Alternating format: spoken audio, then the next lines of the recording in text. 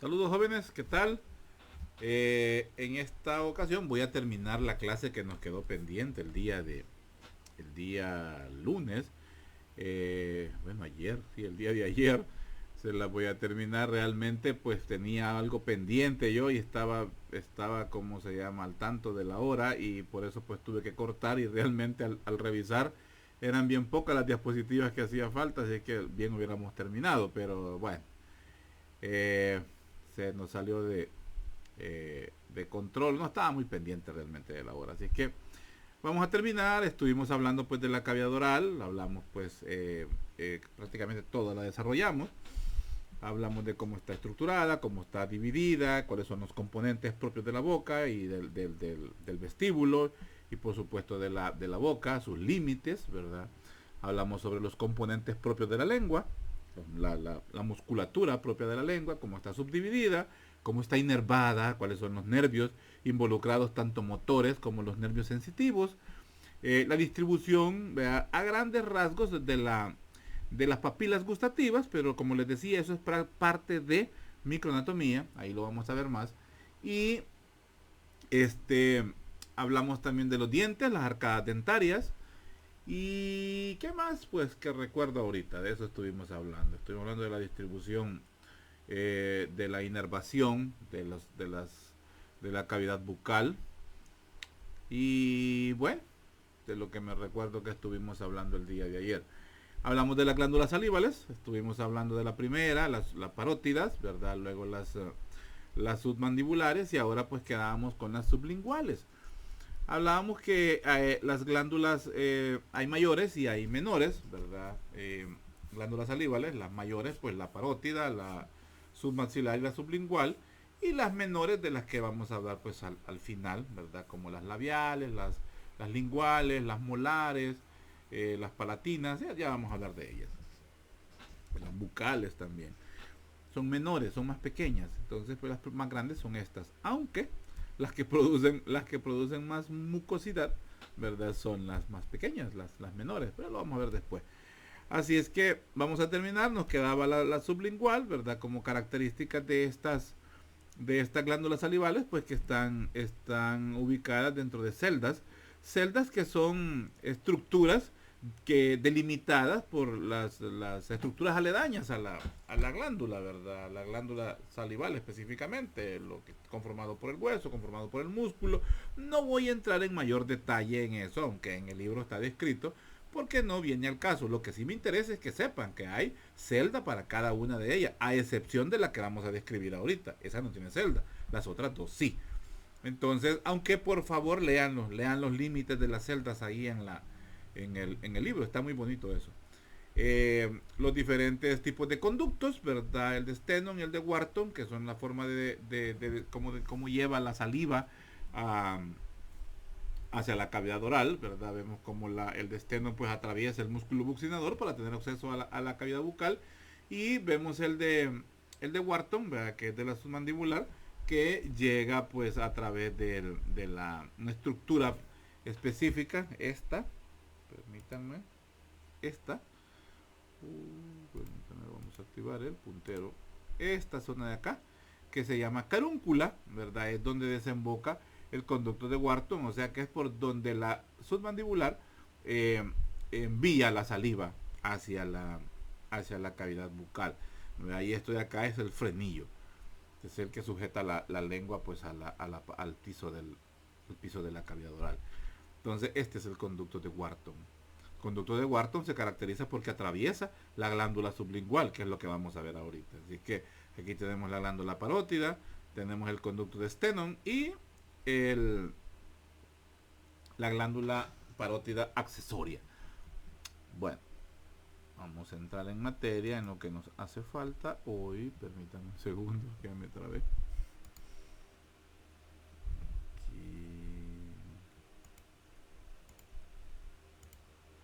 Aquí estamos hoy, sí. Entonces, pues hablábamos de la carúncula sublingual y el frenillo. Entonces nos faltaba hablar de la glándula sublingual, que es esta, es la más anterior de las glándulas salivales, es la más anterior. Aquí está la parótida, aquí está la submandibular. submaxilar. Entonces, esta está más adelante, por eso dice que es la más anterior de todas y también es pues es la más pequeña de la glándula. Pesa más o menos pues 3 gramos como dice ahí y presenta 2 caras y 2 bordes. Entonces, esta está situada, como ustedes pueden ver, en el suelo de la boca, por dentro de la mandíbula y a cada lado de la espina mentoniana. En esa zona encontramos la glándula sublingual.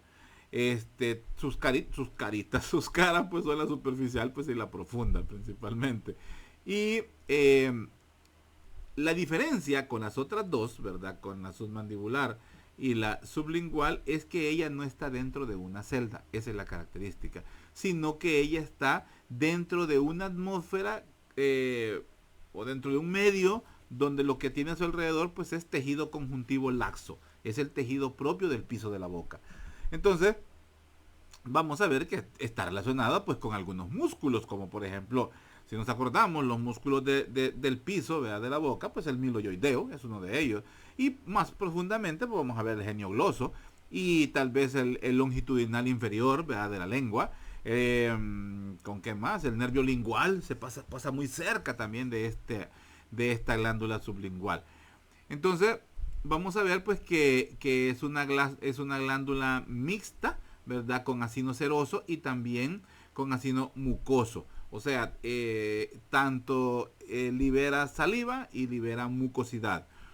Fíjense que estoy viendo que esta diapositiva está movida, así es que cuando se las suba se las envíe a la plataforma, va a ir bien. Aquí está mal realmente la diapositiva, está muy mal, pero si se la voy a enviar, sí, porque las letras se ven montadas. Bueno, vamos a ver pues que los conductos excretores son extraglandulares, ¿verdad? Que desembocan en el pliegue sublingual en el mismo sitio, ahí dice rinibus, es el mismo de la carúncula, ¿verdad? Para que tengamos ¿cómo se llama?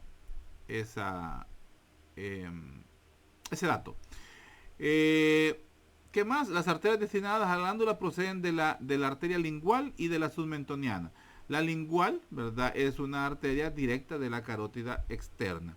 Y las venas pues van a la lingual de la misma forma, pero en la posición profunda, inervada por el séptimo par craneal. Es la glándula pues sublingual. Su conducto, el conducto específico, se llama conducto de Bartolino, aunque aparentemente tiene varios conductillos que son los que excretan la saliva al interior de la cavidad oral, pero el principal se llama el conducto de Bartolino. Desemboca específicamente en el ostium umbilical, lo que llamamos la carúncula. Bueno, vamos a ver. Es esto lo que estamos viendo. Aquí está la parótida, aquí está la submaxilar, aquí está la sublingual. Entonces ella está cabal en el piso de la lengua, como lo vemos acá también, ¿verdad? En el piso de la lengua, en el piso de la cavidad oral. Y hablando, estas son las glándulas salivales menores. La tomé prestada del internet porque realmente en la literatura no la encontramos así. Está muy bonita la imagen. Entonces, pues, son las glándulas salivales menores, o en algunas veces se le llama secundaria. En otra literatura dice accesoria y en otra hasta dice que son intrínsecas, porque las otras realmente están por fuera de la cavidad oral. A mí me gustan los dos términos, glándula salival menor y mayor, porque estas son más chiquitas, pero también el término glándulas salivales extrínsecas e intrínsecas pues también es válido. Pues como son igual, pues son acinos, ¿verdad? ¿Se acuerdan que les describí que era la arquitectura acinar, ¿verdad? Es la unión de las células conformando como una estructura que pareciera como una pizza, por decir así. Entonces, ellas pues están situadas en diferentes lugares y aledañas a órganos propios de la cavidad bucal. Solamente en las encías y en la parte anterior del paladar duro, ahí no vamos a encontrar glándulas salivales menores. Estas se caracterizan en sí porque no están encapsuladas. Las mayores, todas están encapsuladas y están ubicadas en celdas, a diferencia de la sublingual. Pero Estas no tienen una cápsula, las glándulas salivales menores, y están rodeadas igual que la sublingual por tejido conectivo. Más que todo es un sistema de conductillo rudimentario o corto, pero más que todo su secreción es merócrina, o sea, la célula en sí de las glándulas salivales menores es como que sudara la saliva y la hace llegar a la cavidad oral sin que se destruya la célula. Así es que es una forma de excreción merócrina. Según su ubicación es que se les llama, por ejemplo, linguales, porque están bajo la lengua, labiales, porque están al interior del labio, palatinas, porque están entre el paladar blando y el tercio posterior del paladar duro, las molares, ¿verdad?, que están abriéndose en el vestíbulo, ¿verdad?, en la parte del vestíbulo, y las bucales, que las encontramos en los carrillos, en la parte interna de los cachetes, que en anatomía a los cachetes les llamamos carrillos. Ojo con eso. Todas en general pues son, ¿cómo se llama? Son de secreción seromucosa, pero a predominio y principalmente de mucosidad es la característica de ella. Entonces, esa diferencia, ¿verdad?, con las otras es que les hace ser que producen la menor cantidad de saliva, eso sí es verdad. Pero esa producción que ellos tienen, como es permanente, mantienen lubricada y húmeda toda la cavidad oral. Y eso pues ayuda a que se mantenga libre de infecciones, libre de caries, libre de bacterias, libre de cualquier patógeno. Porque está cargada, ¿verdad? Las mucinas están cargadas de bastantes inmunoglobulinas, o sea, defensas. Y vamos a encontrar, por ejemplo, lisocimas, fosfatasas ácidas, y todo eso lo que logra es evitar que los patógenos colonicen o inicien un ataque, por ejemplo, al esmalte del diente, que pues es lo que provoca pues la caries. Entonces, preguntan, ¿saben cuáles son las glándulas salivales menores? Aquí están las 5, ¿verdad?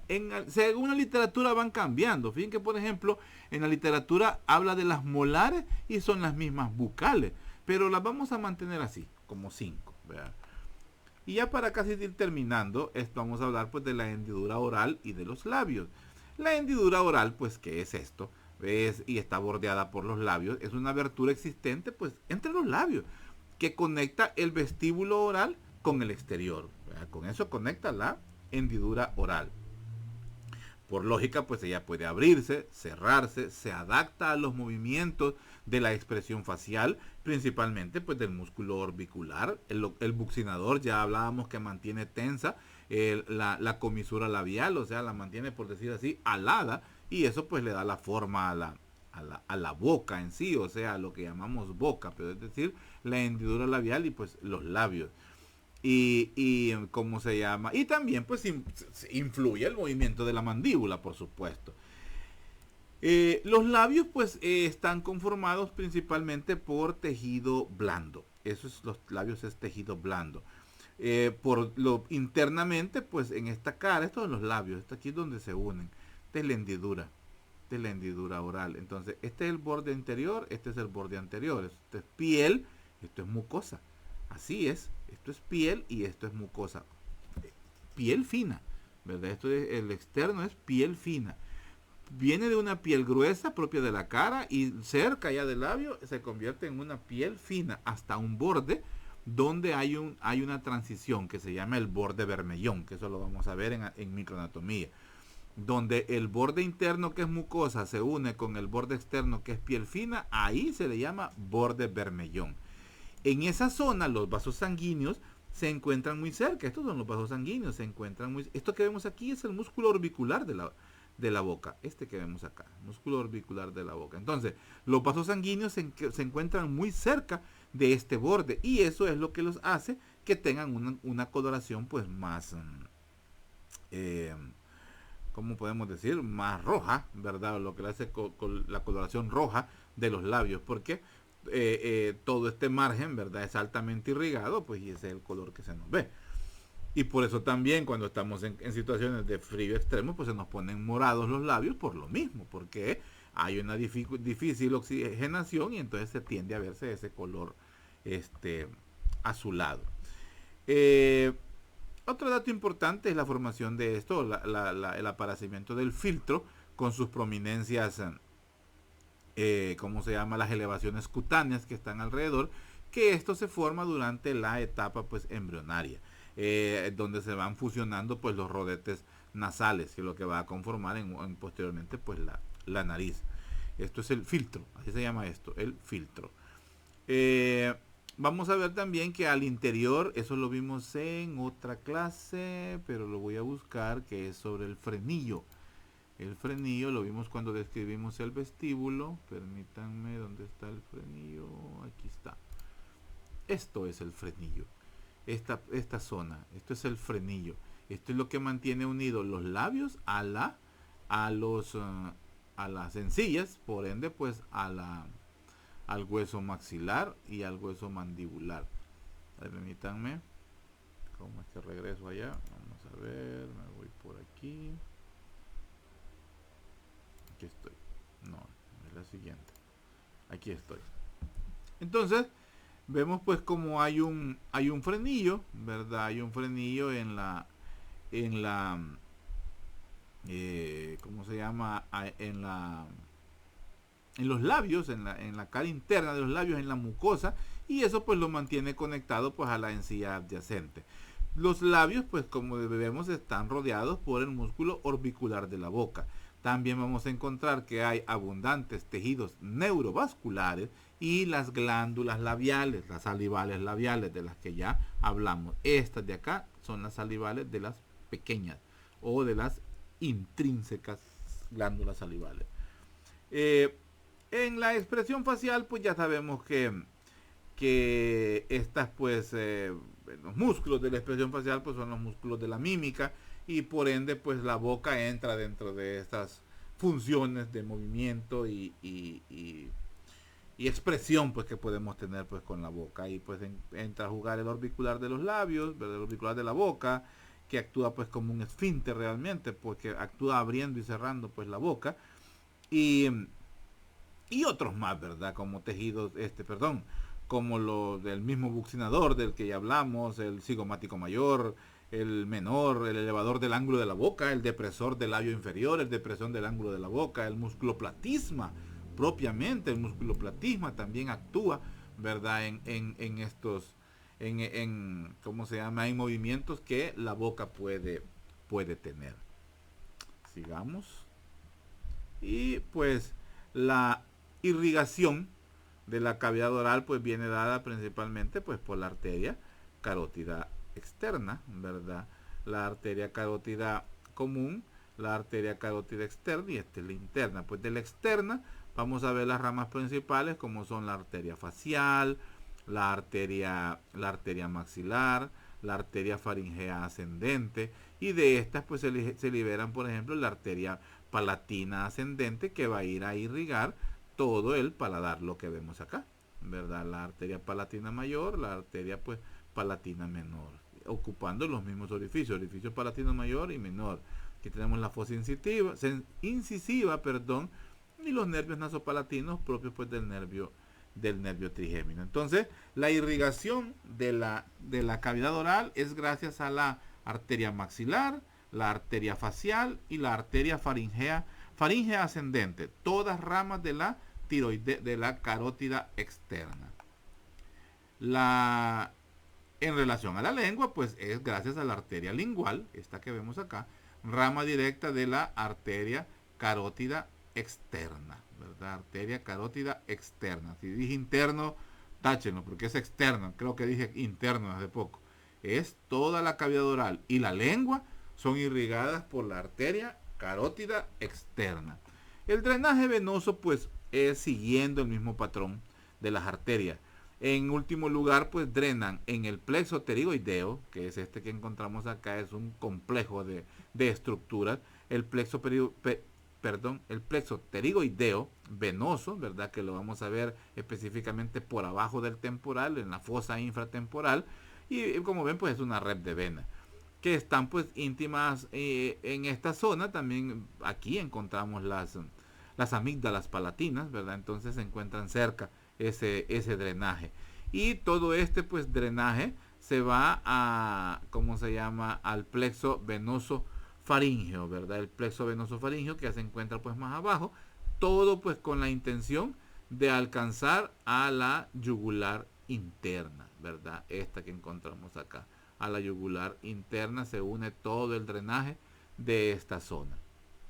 O si no se drena por el pterigoideo, también se puede drenar por la vena facial, esta otra que vemos acá. La vena facial puede llevarse todo el drenaje de esta zona. Así es que creo que con esto terminamos. Sí, esta es la última. Les decía, era bien poco lo que nos hacía falta y se nos fue la onda a verla terminado. Haberla terminado ayer mismo, ¿verdad? Que 20 minutos nada más es poco. Para hacer una de mis clases es muy poco. No, mentira. Quedamos así, jóvenes. Ya con esto pues tenemos todas las clases listas para el parcial del próximo lunes. Próximo lunes, 60 preguntas. Sé que les exigen que estén solventes, ¿verdad? Tienen que estar solventes para poderte examinar. ¿Qué más?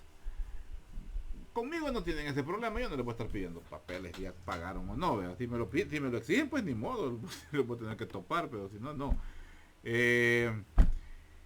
Disculpen que dice histología, no le cambié el nombre y era anatomía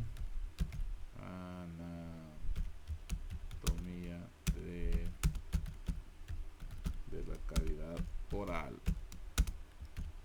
Se me fue y lo tenía que haber hecho al principio, se me fue y hasta lo dejé con un color que no se ve bien. Así se va a quedar, ni modo. Entonces, jóvenes, quedamos así. Estudien lo más que puedan. Hemos estado viendo una situación por ahí para solventar lo que tenemos, la dificultad del laboratorio. Creo que vamos a darle luz verde a una iniciativa propia, porque no es que me esté jactando, no, ni es que digan que Cachimbón es el doctor, no es eso tampoco. Me preocupa que el conocimiento de anatomía quede muy bien cimentado en ustedes, y sé que parte fundamental de esto tiene que ser lo práctico, y es lo que tienen ustedes bastante flojo. No es culpa de ustedes, ojo con eso, no es culpa de ustedes. Por lo menos opiniones de otros docentes, ¿verdad? Que el grupo es aquí y asá, ese es de ellos. Pero conmigo, yo sé que una de las deficiencias es que hace falta lo práctico. Y no es culpa de ustedes. Así es que vamos a tratar de solventar eso, pero va a ser pasando los exámenes. Yo tengo para subir notas hasta el 27 de septiembre, así que tengo chance. Si este examen lo hacemos el 13, el macro, tenemos que 13... tendríamos algunos días para preparar el laboratorio y haríamos el parcial práctico. Así es que yo me encargaría de eso, pero estamos en pláticas todavía por mi tiempo. Y estén pendientes que con los representantes me voy a poner de acuerdo. Cuídense mucho, estudien mucho, por favor, estudien a conciencia. Yo espero que salgan muy bien. Los cortos se los he entregado porque de ahí van a salir preguntas. Tal vez no textuales o iguales como están ahí, pero sí similares. Y por supuesto más preguntas. Aquí son 4 clases las que llevamos, son 15 preguntas fácilmente por clase que voy a sacar. Siempre de complementar, ustedes ya saben. Presencial, por supuesto. Así que cuídense mucho, estudien mucho, estudien ¿cómo se llama? Viendo los videos, viendo su libro y tomando apuntes, y luego repasen los apuntes y anden oyendo las clases, ¿verdad? Así es que hagamos así, jóvenes. Mi intención es que salgan bien. Yo quiero que salgan bien. Realmente eso es lo que quiero. Quiero que salgan muy bien. Quiero tener muy buenas notas. Así es que hagamos el esfuerzo. Cuídense, pasen buenas noches y éxitos. Muchos éxitos, jóvenes. Porque eso es lo que yo quiero. Cuídense mucho. Adiós.